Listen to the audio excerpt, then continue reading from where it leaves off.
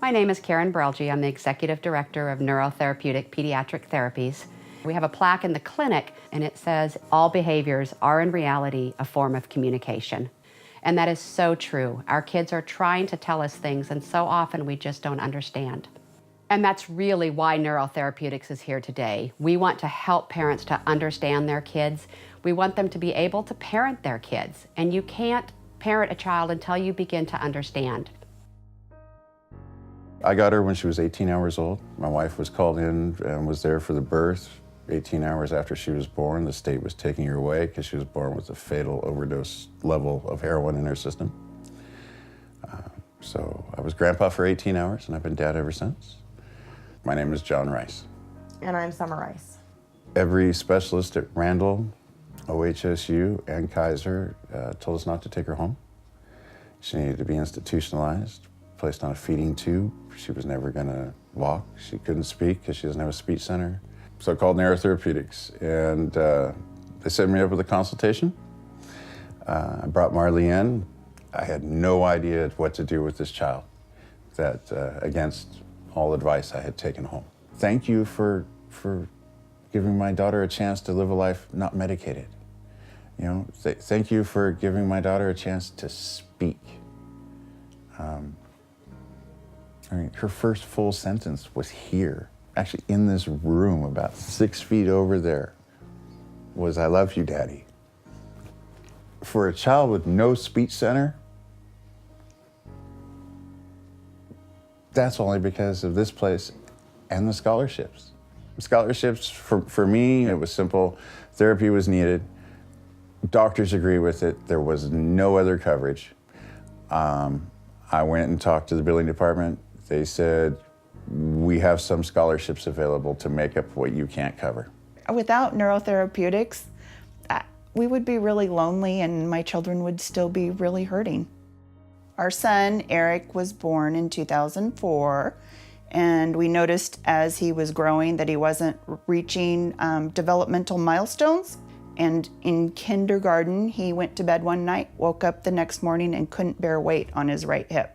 My time here improved my life because now I'm able to keep up with my friends when they're like running around my neighborhood or riding bikes or like just exploring the forest or something, because I don't have to take long breaks where like my legs or my feet hurt, and I can keep up with them.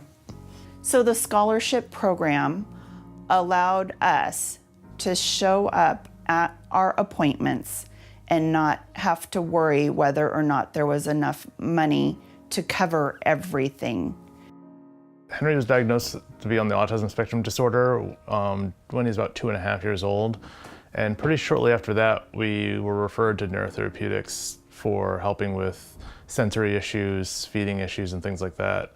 His life has been improved so many ways here. It's amazing. He's dealt with just even physically moving around is easier because he's come here. The people that we meet here for working with Henry, and also just I talk to, they're amazingly friendly and the most helpful people I can imagine. There's times where we are having problems paying for all this because medical things aren't cheap, but they've been really helpful with working with us. We worked with Neurotherapeutics, and who's this? This is Henry. You want to say hi, Henry?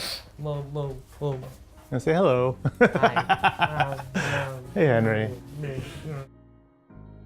Alessandra was born with Sturge-Weber syndrome, and it's a very rare condition where she needed some physical therapy as well as speech therapy and some other kinds of therapy for her. She currently uses a walker, but before, I remember when she started here, she just couldn't sit well. It was very hard for her to balance. Well, for me, it is very important to have a place like this. This is a place where she feels safe. It is hard to be a parent with a child with special needs. I'm sorry. Especially if you don't know where to start or where to go.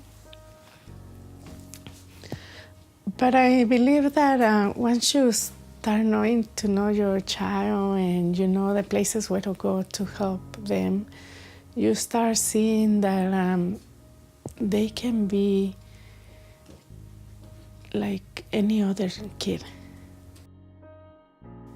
Raising kids with special needs was very difficult, and Brent and I had the resources behind us. We were educated, we had financial security, we had good families, we had lots of support, and still it was so hard. And I look at families who are trying to do what we did without the financial security, and who, you know, maybe they're one parent trying to do this alone. And I just know how difficult it is for families, and that's really so much of why we reach out to the most vulnerable families in the community and why we're here to support everyone, not just families with resources.